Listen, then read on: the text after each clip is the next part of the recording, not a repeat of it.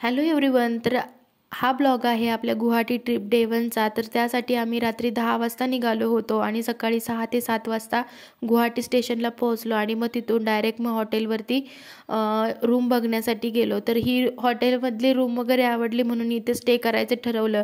त्यानंतर तिथेच फ्रेश वगैरे झालो, ब्रेकफास्ट वगैरे केला आणि मग तिथून सगळ्यात पहिला जो पॉईंट आहे आसाम स्टेटचं झू आणि बॉटनिकल गार्डन ते बघण्यासाठी निघालो. तर तिथून कॅब बुक केली होती आणि कॅबने इथपर्यंत झूपर्यंत पोहोचलो आणि त्यानंतर तिथे तिकीट घेऊन झूमध्ये एंट्री केली. तर हे सगळ्यात मोठं झू आहे नॉर्थ ईस्ट इंडियामधलं, जे की गुवाहाटीमध्ये आहे. जर तुम्ही कधी गुवाहाटीला फिरायचा प्लॅन करत असाल तर नक्की इथे व्हिजिट करा. खूप छान आहे. खूप सारे प्राणी आहेत, पक्षी आहेत. प्राण्यांच्या खूप साऱ्या वेगवेगळ्या प्रजाती इथे बघायला मिळतात. पक्ष्यांच्या पण बघायला मिळतात.